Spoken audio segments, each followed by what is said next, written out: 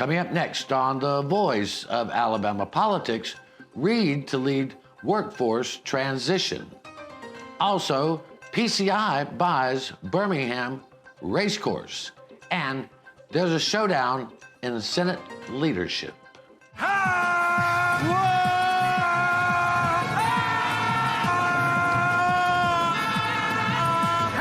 Let's get ready to rumble. All this and much, much more coming up next on The V.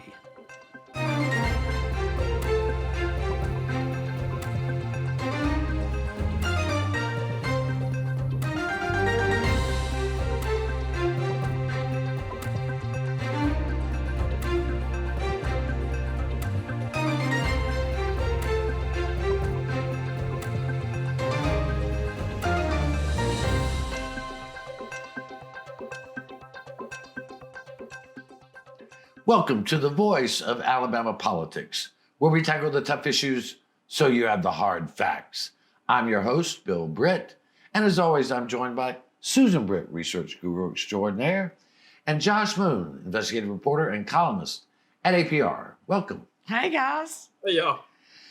So this past week, Governor Kay Ivey appointed President Pro Tem Greg Reid as her senior advisor for workforce transformation. And that's going to be a new department eventually where they're combining the Department of Labor with workforce development. And it's going to be a bigger department that handles the general flow of what a Department of Labor does, but also with an emphasis on workforce development. And so Senator Reid is taking that position. We certainly believe that he will transition to be the head of that department once it is fully implemented. But this is a good occasion for him, as well as it's put an opening in for a new President Pro Tem of the Senate. But let's concentrate right now on this new position that he's taking. Yeah, it's a senior advisor. And Ivy said that because he did such a good job on the Choose Act and the Working for Alabama legislation, that's one of the reasons that she wanted him involved in this. I believe he's going to transition January 1st. Yes. With the goal of him taking over essentially in the summer. But he also had a lot to do with the establishment of the Alabama School of Healthcare Services. And that's another feather in his cap. But he's very good senator. He's very business-minded, got a lot of strengths in that area. I think he'll do a really good job. Well, Josh, I think that Senator Reid, as like Susan said, a businessman, he has organizational skills. And I think this will serve Governor Ivey well. And if it works out for him, he'll be there for some time. Yeah, I'm a little confused by he did a good job on the Choose Act. Did he kill it? Because that's the only way you could have done a good job. I kind of thought the same thing. I said, that's what she said. Yeah, I know. I'm just saying, I don't really understand how that's going to be good for anybody, especially your workforce development when you're taking away hundreds of millions of dollars from public schools out there. Because I don't know if anybody realizes it, but that is our best workforce training mechanism that we have in this state. That we train all of these kids up to be, contributing members of society by their education. But regardless of that, I do like Greg Reid. I think he's a good boring person. I mean, good boring hire for this spot. I mean, really. I mean, and that's who you want for this spot. Yeah. You don't want some person that's out there, being crazy and putting up bathroom bills and other sorts of nonsense out there that's going to drive away industry and global corporations, because they don't want that nonsense. No. And hopefully this new department will focus a lot more, along with BCA, which I know that they have made that a focus of getting rid of some of the crazy nonsense that's going on. I hope that this is also part of that, where they start looking towards stopping some of the crazy stuff. And it's really hard. I really have to catch myself to say stuff there. And putting a clamp down on some of that and focusing more on expanding businesses and giving regular folks an opportunity to climb the ladder. And I agree. And I think and you're absolutely right about the Choose Act. The only thing that could have really, it could have been much worse. It could have been. It could have been much worse. But still atrocious. he did do a lot to manage the day-to-day administrative work of his office and the Senate itself, and I think he did a good job on that. He did. This past week, the Alabama Court of Civil Appeals slapped the AMCC one more time because the Alabama Medical Cannabis Association, Susan, came to them with a bogus cut and paste lawsuit. And the judges just went, no, this is not how this works. This is not how we do this here. Mm-hmm. Yeah, they're trying to throw everything they can at the system right now to stop them from looking into what's actually happening at AMCC. You know, all of the illegal things that they did leading up to all these lawsuits. They're trying to kill time is basically what they're trying to do until they can get their crap together behind the scenes, I think. And Josh, the court did, they threw up every kind of roadblock to try to just slow down the process, and the courts called them on every one of them. Yeah, and just to clear, I think you said the Alabama Medical Cannabis Association, but it's the Medical Cannabis Commission. Commission. Yeah, okay. I wanted to make sure. But no, you're right, because this has been a tactic that they've been using. It's a run these things up to the appeals court to try to slow down the process, to try to throw everything that they can against the wall and try to use these technicalities to upset what these lawsuits are trying to accomplish.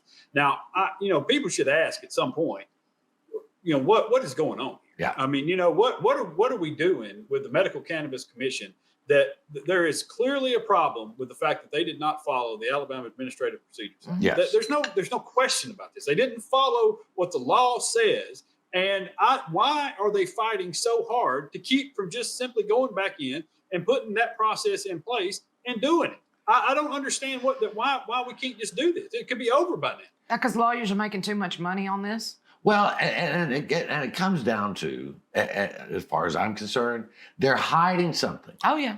And they're hiding something that someone's done or a group of people have done. They're trying to hide it by using legal tactics, which are no more than cut and paste documents that they're sending up to the courts.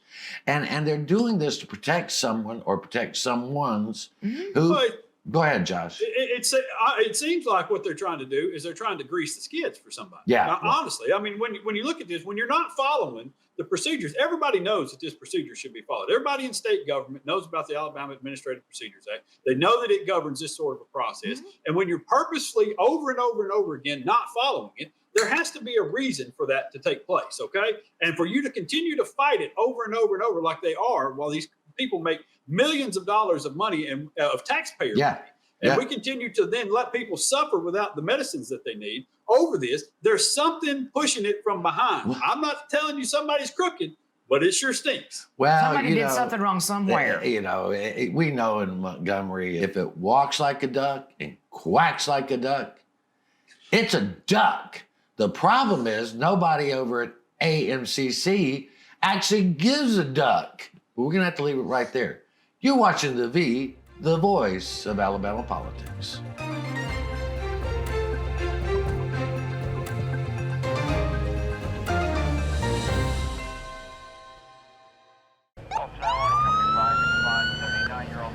Speed is one of the biggest factors in a fatal car crash. Your car stops, but your body does not stop at the same time. Your body keeps going.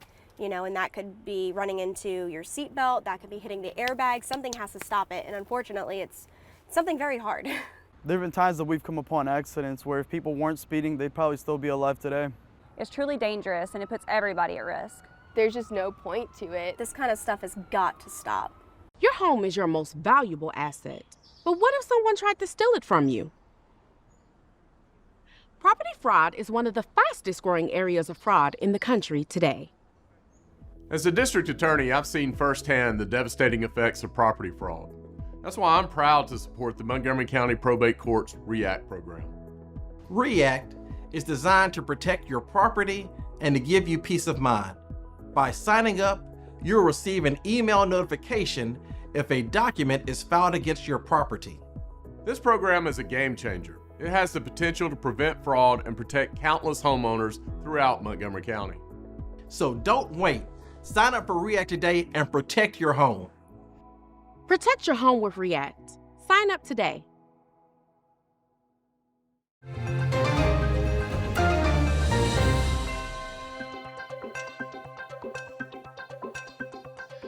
Welcome back to the voice of Alabama politics. Big news in gaming in this state. Last week, the Porch Band of Creek Indians bought the Birmingham Racecourse from the McGregor family. These are two legendary groups that do gaming in this state, and they have fought each other for many years on many fronts. They came together and made this spectacular deal to bring PCI's Wind Creek to Birmingham. Josh, you have been reporting on this and have worked more behind the scenes to know exactly what's going on here than anybody in the state. So kind of give us an overview of what's happening. Yeah, it's it's a big deal. First of all, I'd like to point out that, wait a minute, are you telling me that there's legal gambling in Alabama already? Well, it's it's historical horse racing, right? Right. Yeah. Well, it's it is a really big deal. Yeah. I know a lot of people don't know this, but this is one of the things that kind of held up a gambling bill getting done last year. Was we couldn't kind of get everybody together on the same page over the sale of Birmingham and what was going to happen in Birmingham.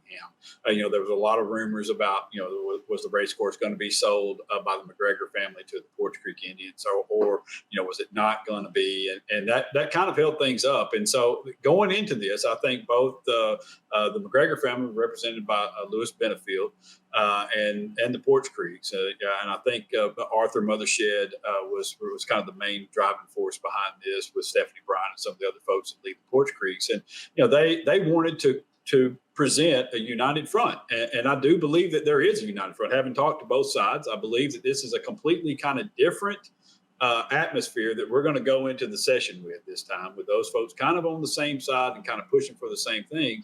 And I think there's a general feeling now that this kind of pushes gaming more towards being able to get something done, something meaningful and lasting done. And I think for the folks in this state, that should be a good thing. Yeah. And of course, we, all three of us, excuse me, we're sincerely and deeply fond of Mr. McGregor, Milton McGregor, and Mrs. McGregor, and she's still alive and in good health. And we've gotten to know, because Dr. Benefield has been our vet for years and years and years. Yeah. And he got cast into this, but he is a smart man who understands the world and the way it works. And I think he did what was best for the family and for the state. Mm-hmm. And now I think all the parties involved here also had the state in mind. It wasn't just what they could get out of it individually with this deal. They also saw that by solving this Birmingham problem, they could actually push this legislation along a little more to be able to make it legal in the state. It's already here, but actually get all of that cleared up so they can go about their own business. Yeah. But I want to make something very clear, because there's a lot of rumors out there. They are not going to bring tribal members up here to replace the people that are already working at the race course. Right. And yes, they will be paying taxes just like the race course, because it is not on tribal lands. So they will continue to pay the taxes just like the McGregor family had to pay for the Birmingham Racetrack. And Josh, from what I'm hearing, the employees at the Birmingham Racecourse will probably get a raise, because the Porch Creek are one of the highest paying outfits in the state. I mean, they really, really, not that the McGregor family didn't take care of their employees, but they just make so much more money than anybody else over at Wind Creek that they can afford to pay more. Yeah, no, it's true. They have a lot of resources, and they take pride, honestly, in paying folks a good wage. It's one of their main pitching points to people when they go to open up casinos in different places, such as they just opened up one in Chicago a couple weeks ago, and that's a big selling point is the pay and benefits that come along and the upward mobility within the company as well. And Susan's right; they're not going to come in and replace the workers. No. And as in conversations with a bunch of people involved in this on both sides, they said, historical horse racing is kind of a niche market, at this point. And those folks at Birmingham have been trained on those machines and how to handle things, how to handle problems and address issues. And there's no way you're going to come in and get rid of the folks with the institutional knowledge that's required to run a place like that. So they're going to come in, they're going to make a ton of improvements on it and build it out. We had Arthur Mothershed on our podcast, Alabama Politics, this week, for those who are interested. And he talked about the potential to do something really grand. As a matter of fact, he mentioned the number $500 million. If they get the right gaming package, they're going to put $500 million into this facility in Birmingham to make it a world-class resort like they have built at other places, Chicago and Pennsylvania, to name two. And this place could be this draw of tourism for this state, to combine to some of the other things that Birmingham has already done in trying to attract major sporting events. They're going to be they're hosting some big basketball games here coming up. They're going to host some March Madness games in the spring. They're looking to add to that portfolio of stuff. This could be one of those key components of that helps us all out. Well, it is about time. The people want to vote on gaming. The people actually want gaming in the state. And it's a few groups and a few lawmakers have found it to their advantage to hold it up, and it's time for the nonsense to end. We're going to have to leave it right there. You're watching the voice of Alabama politics. We'll be right back.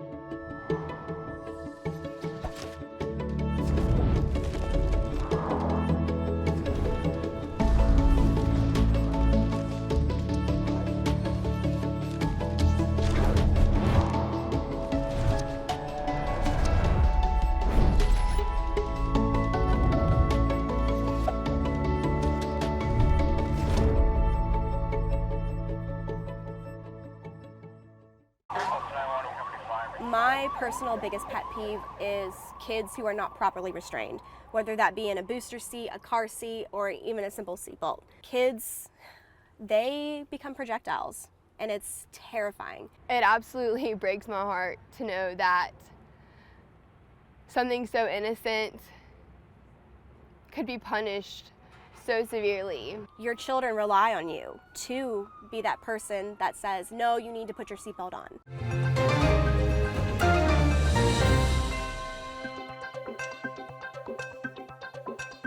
Welcome back to the voice of Alabama politics.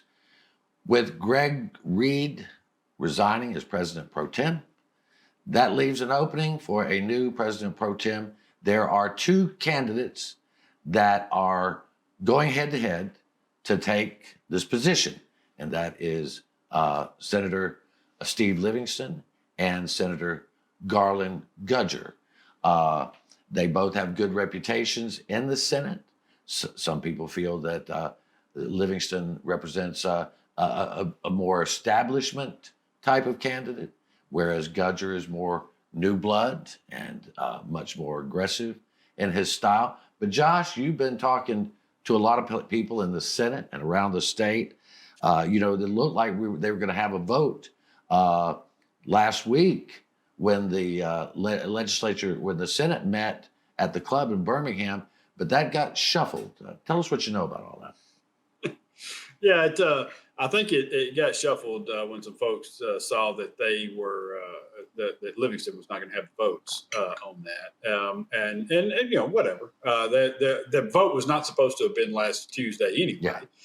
It was supposed to have happened at a later date, and some folks had kind of pushed that. But back to your point about establishment versus kind of new blood, I think that's a pretty accurate statement. I think Livingston kind of came in with Riley, Mike Hubbard folks backing. I mean, you go back and look at it, it's not not disparaging the man. No, it's just fact. That was just his backing. That was the folks who backed him when he went in the first time in the Senate, replacing the late, or I wouldn't say the late, or the great Shadrach McGill.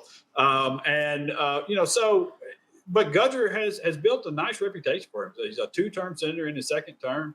And I think over the last year or so has really built up a reputation as a guy who listens to everybody, who kind of takes in what they're saying, would be a leader of the Senate, because that's what we're talking about here. We're talking about the guy that directs the flow of legislation to committees, determines what gets on the floor and what doesn't, and has a lot of power. And I think folks feel better with Gudger at this point simply because he has presented this front of, hey, I'm going to listen to you. I'm going to take your ideas into account. Even if I don't necessarily agree with them, me and you are going to have a conversation, and I'm going to take into account where you're coming from and kind of go from that standpoint. Well, and Susan, you and I, and Josh too, we all have covered local politics before doing state politics, whereas you cover the city council meetings, you cover the county commission meetings, you cover the school board. Well, Gudger comes out of he was on the city council. Right.